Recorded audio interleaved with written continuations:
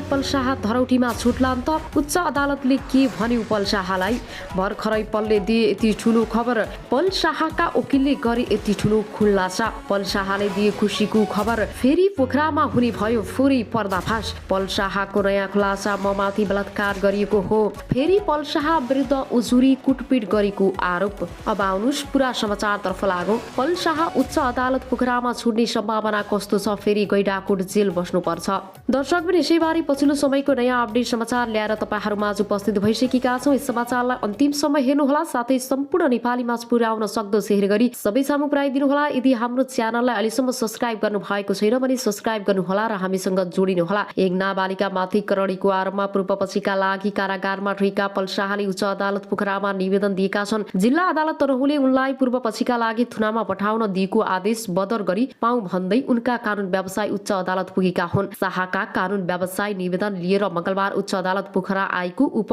Registrar तथा सूचना अधिकारी विष्णु प्रसाद आचार्यले जानकारी दिए जिल्ला अदालत तनहुले गरेको आदेश बेतरितको रहेको भन्दै शाहले तारिखमा रिहा गर्न माग गरेका उनले बताएका छन् पल शाहलाई थुनामा पठाउने जिल्ला अदालत तनहुको आदेश बदर गरी पाऊ भनेर त्यहाँ निवेदन परेको छ सूचना अधिकारी आचार्यले भने अब उच्च अदालत पोखरामा जिल्ला अदालत तनहुले गरेको आदेश ठीक हो वा होइन भन्ने विषयमा बहस हुने आचार्यले जानकारी दिए अब यस विषयमा फेरि यहाँ बहस हुन त्यसपछि तनहुको आदेश ठीक हो वा तारिखमा छोड्नु पर्ने हो आदेश हुन्छ उनले भने तनहु जिल्ला अदालतले पूर्व पक्षको लागि शाहलाई थुनामा पठाउने आदेश गरेको थियो त्यो आदेश बदर गरी पाऊ भनेर यहाँ निवेदन परेको आचार्यले दर्ता भएको छ फौजदारी कार्यविधि संहिता 2074 को दफा 63 बमोजिम उच्च अदालतका शाहका कानून व्यवसायीले निवेदन दिएका हुन् चैत 10 गते बिहीबार उनलाई जिल्ला अदालत तनहुका न्यायाधीश हरिचन्द्र ढुङ्गालको इजलासले उनलाई पूर्व पक्षका लागि थुनामा पठाउने आदेश दिएको थियो मतियारका अभियोग लागेका पलका म्यानेजर 1 लाख धरौटी बुझाएर छुटेका थिए जिल्ला सरकारी वकिलको कार्यालय तनहुले पल विरुद्ध अधिकतम 14 वर्ष कैद सजाय माग गरेको थियो अब आउनुस् कलाकार पलशाहको पुरा समाचारलाई हेरी अन्तिमसम्म हेरेर सक्दो शेयर गरिदिनु होला अब आउनुस् अर्को समाचारतर्फ लागौं सृष्टि र श्रेया पढ्ने सोही नगरपालिका 4 मा रहेका ओल्ड युथ इन्टरनेशनल स्कुल हो चालकको लापरवाहीका कारण दुर्घटना भएको र बालबालिकाको मृत्यु भएको भन्दै आफन्त र स्थानीयले टिप्परमा आगजनी गरेका छन् स्थितिलाई नियन्त्रणमा लिन प्रहरीले बल प्रयोग गरेको छ स्थानीय बासिन्दाले दोषीलाई कारबाही गर्नुपर्ने माग राखेका छन् घटनास्थलमै सब छाडेर स्थानीयको प्रदर्शन बढ्दै गएपछि सो क्षेत्रमा ठूलो संख्यामा प्रहरी तैनात गरिएको छ चालकले टिप्पर ब्याक गरेर दुवै छोरीलाई किसिङको आरोप छ खाइते किसिङको नेपाल मेडिकल कलेज अत्तर खेलमा उपचार भइरहेको छ विद्यार्थीको मृत्यु भएपछि तनावको स्थिति सिर्जना भएको छ र उकाले बाटोमा मोटरसाइकल गइरहेको ब्याक गरिसकेको टिप्परले पछाडि मोटरसाइकललाई ठक्कर दिएको देखिन्छ गोकर्णेश्वर नगरपालिका मेयर सन्तोष चालिसेका अनुसार किसिङका 2 छोरी मात्रै थिए र खेती किसान गर्ने किसिङको परिवारमा श्रीमती र 2 छोरी थिए अर्को टिप्परलाई साइड दिन ब्याक गरिरहेका टिप्परका चालकले पछाडि मोटरसाइकल आएको देखे वा देखेनन् उनै जानुन चालिसेले भने ए भनेर कराउँदै टिप्परले मोटरसाइकललाई ठक्कर दिएको रहेछ स्थानीय रोहन घिसिङको छोरी सृष्टि घिसिङ र श्रेया घिसिङको घटनास्थलमा मृत्यु भएको छ बाबुसँग मोटरसाइकलमा स्कुल जाँदै गर्दा टिप्परले ठक्कर दिएको थियो बुबा रोहनको पनि अवस्था निकै गम्भीर छ र उनी हस्पिटल आइसियुमा उपचार छन् ठक्करबाट उहाँको ठाउँमै 2 बालिका भनी जोगिन नसक्दा मृत्यु भएको हो स्थानीयको अनुसार टिप्परलाई पछाडि सार्दै गर्दा बाइकसँग ठक्कर हुन पुगेको र घटना भएको कुरा बताएका छन् अब आउनुस् अर्को समाचारतर्फ लागौं त्यो भए अध्यारो हुँदै आएपछि बेड आक्रोशित हुँदै गयो प्रहरीलाई नै लखेड्न थाल्यो दोहोरो झडप बढ्दै जाँदा रातको 9 बजेको थियो इलाका प्रहरी कार्यालय लिटाङका प्रहरी निरीक्षक इन्स्पेक्टर रोमन राज अर्यालले भने सानो गेटबाट भागा हुन थाल्यो प्रहरीमाथि सिसाका बोतल ढुङ्गा मुढा बर्सिन थाले त्यही क्रममा उर्लिएको भेडले उर्मिलामाथि आक्रमण गर्यो उनले ज्यान जोगाउन सकिनन् घाँटीमा धारी र हतियारले प्रहार भयो अरूलाई सुरक्षित गर्न ड्युटीमा खटेकी उर्मिला अपराधीको हातबाट मारिन् अरूलाई जोगाइन् तर आफू जोगाउन सकिनन् इन्स्पेक्टर अर्याल आफैले उर्मिलालाई मैदानमा उठाउन मोटरसाइकलमा हालेर अस्पताल पठाए रगत्याम्मे उर्मिला अचेत थिइन् प्रहरी पोसाकमा रगत बाहिरिएको थियो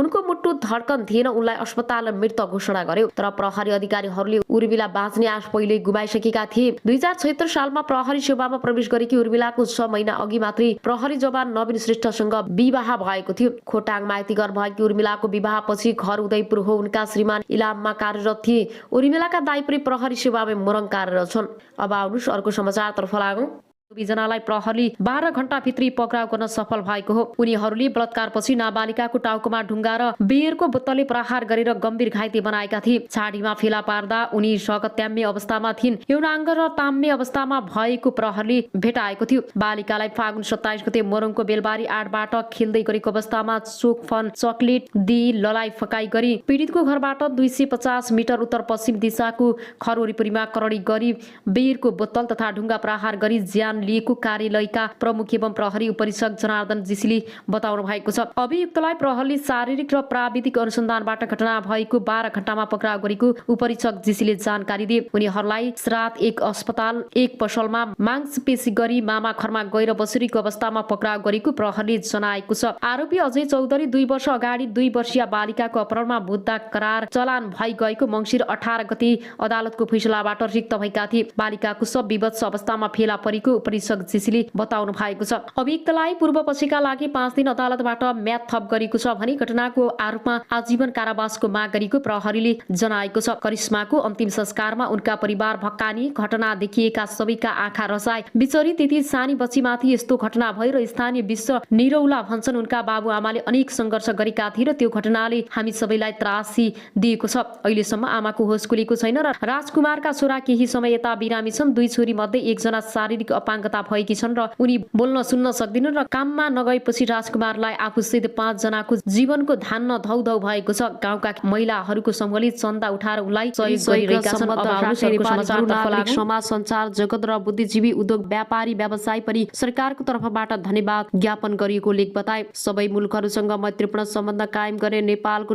परराष्ट्रिय नीतिको मर्म अनुरूप छिमेकी राष्ट्रहरू लगायत अन्य कुनै पनि राष्ट्रका विरुद्ध नेपाली भूमि प्रयोग हुन नदिन नेपाल सरकारले प्रतिबद्धता व्यक्त गरेको उनले बताएका छन्। त्यस्तै देशको आर्थिक विकासमा सहयोग पुगाउनेमा मित्र राष्ट्र दात्री निकाय क्षेत्रीय एवं अन्तर्राष्ट्रिय सङ्घ संस्थाहरूप्रति पनि सरकारले आभार व्यक्त गरेको छ। बैठकले विभिन्न प्रसारण लाइन आयोजनाको लागि जग्गा प्राप्त गर्ने र प्रारम्भिक कारबाही चलाउने अधिकारी तोक्ने निर्णय गरेको छ। विशेष अदालतको अध्यक्षमा उच्च अदालत पाटनका न्यायाधीश श्रीकान्त पौडेल र सदस्यहरूमा न्यायाधीशहरू रमेश कुमार पोखरेल र यमुना भट्टराई, शालिग्राम कोइराला र बलभद्र वास्तुला र खुशी प्रसाद थारूलाई तोक्ने निर्णय गरिएको छ। त्यसैगरी राजस्व न्यायाधिकरण काठमाडौँको कानून सदस्य एवं अध्यक्षमा उच्च अदालत पाटनका न्यायाधीश टेक प्रसाद ढुङ्गानालाई तोक्ने निर्णय भएको छ। खानेपानी महसुल निर्धारण आयोगको अध्यक्ष एवं सदस्य सिफारिस समितिको सदस्यमा भूपेन्द्र प्रसाद आर्यलाई नियुक्त गरिएको प्रवक्ता कार्कीले जानकारी दिनुभयो। सरकारले भूतपूर्व ब्रिटिस गोर्खा सैनिकहरूलाई सम्बोधन हुन बाँकी रहेका मागहरूका बारेमा संयुक्त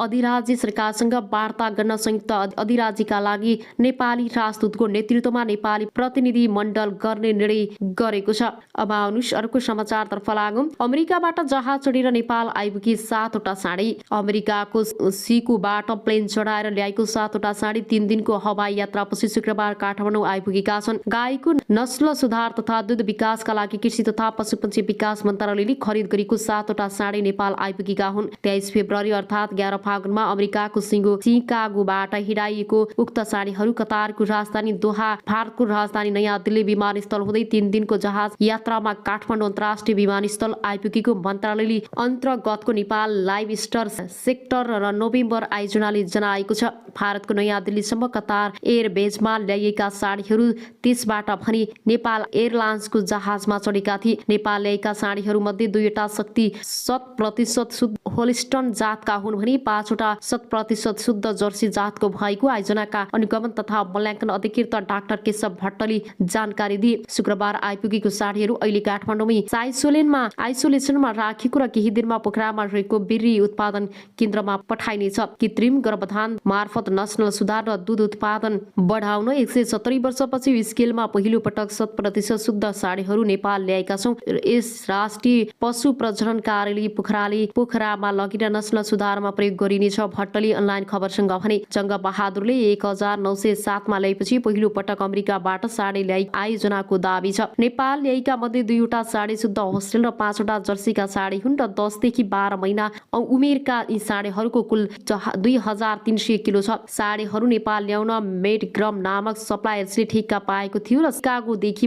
पोखरासम्म पुर्याउन कुल 1,30,00,000 सप्लायर्सले ठेक्का पाएको आयोजनाले जनाएको छ। दूधका लागि किसानले व्यावसायिक रूपमा पालेको गाईमा उन्नत जातको नस्ल नस्ल सुधार गर्न यी साडीहरू ल्याएको भट्टले बताए। राष्ट्रिय पशु प्रजनन कार्यालय पोखरामा यी साडी मार्फत सङ्कलन हुने बेरिय स्थानीय नेपाली गाईलाई क्रस गराउँदा 50% गुण सर्छ। यसले हाम्रो गाईहरूको दुग्ध उत्पादन क्षमतामा बढ्छ र अनुगमन तथा मूल्याङ्कन अधिकृत डाक्टर भट्टराईले भने 18 देखि 21 महिनाका हुँदा वयस्क हुने यी साडीहरूबाट उत्पादन हुने बेरिय नस्ल सुधारका लागि उच्च कोटिको हुने राष्ट्रिय पशु प्रजनन कार्यालयले जनाएको छ। अब आउनु सरको समाचारतर्फ लागौं। दुईटा मोर्चाको आकस्मिक बैठक। नेपाल कम्युनिस्ट पार्टीको केन्द्रीय कार्यालय बन्द गर काठमाडौँ बस्यो र नेपालका क्रान्तिकारी देशभक्त प्रगतिशील राजनीतिक शक्ति र नेपाली जनताको राष्ट्रिय रूपमा अस्वीकृत विरोध र देशव्यापी सङ्घर्ष गर्दा गर्दै पनि देउवा सरकार